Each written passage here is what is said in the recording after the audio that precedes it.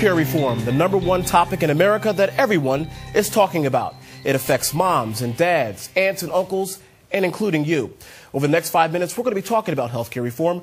Welcome to Comcast Newsmakers. I'm Robert Trenum. My guest this hour is Congressman John Shimkus, Republican from Illinois. Congressman, welcome. Thank you, Robert. Good to be with you. Let's talk about healthcare. There are a lot of folks out there that were for it, that are for it, a lot of folks that are against it, and that were against it. Where do you stand? Well, I voted no for a couple basic reasons. One, it cuts $500 billion out of Medicare. Medicare is going broke. Medicare providers aren't getting full payment right now. Who's to think that this is going to help if you take $500 billion out of it?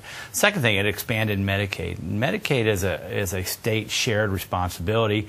States usually set the parameters. Now the federal government is setting the parameters and saying you have to expand it if you don't cover the full range. State of Illinois, we're already $12.5 billion in debt, and we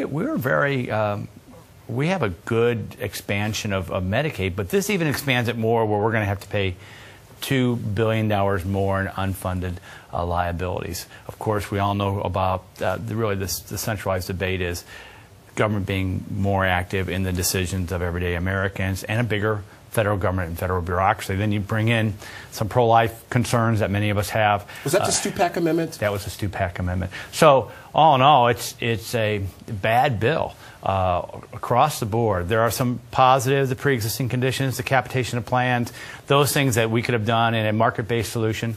But this moves us down. This is just a step towards a one-payer system like Medicare, like Medicaid, that is going insolvent. And now we're going to throw the rest of Americans in the same type of system? I don't think so. Congressman, there are some folks out there that says, you know what, I'm living paycheck to paycheck. I really cannot afford insurance. Thank goodness that your colleagues in the House passed something that at least puts me on a level playing field as it relates to health care reform. What do you say to that person out there that, quite frankly, didn't have health insurance, but under this bill will have health insurance? Well, I beg to differ. I think the poor have it now. And the question is, can you have market-based solutions with medical savings accounts and associated health plans and provide more access to the people?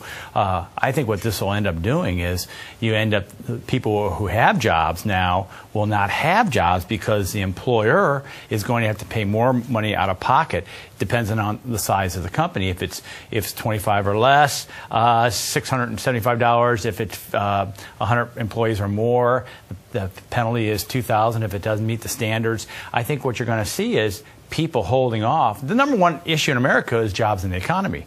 This hurts that. This does not help our competitive place around the world by putting a bigger burden. There are some states out there, in fact quite a few, that are suing the federal government under the grounds that this is unconstitutional in terms of the federal government mandating to the states that they have to have some type of health insurance. Do you agree with the state's attorney generals out there that are suing the federal government? Well, the courts that's what the courts are supposed to do. They're supposed to resolve disputes. What states are saying is, look, you are forcing the individual American citizens to buy a product. And of course, and the question is that constitutional philosophically? Yeah, and I think on that issue, the federal government cannot force an individual to buy a good or service.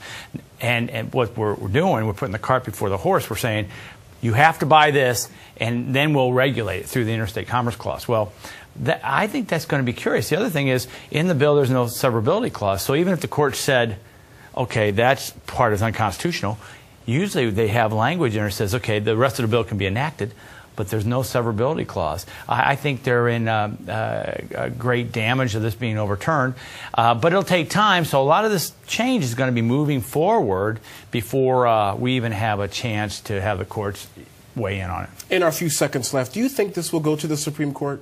Well, I think we just had a justice say if there's any case that merits a Supreme Court look, this is probably it. So the answer is yes. Congressman Shimkus, thank you very much for joining us. You're welcome. Really appreciate it. And one last question for you before we go. Do you honestly think this is a good bill, bad, yes or no? Oh, it's a terrible bill. Okay. Let me put it clearly.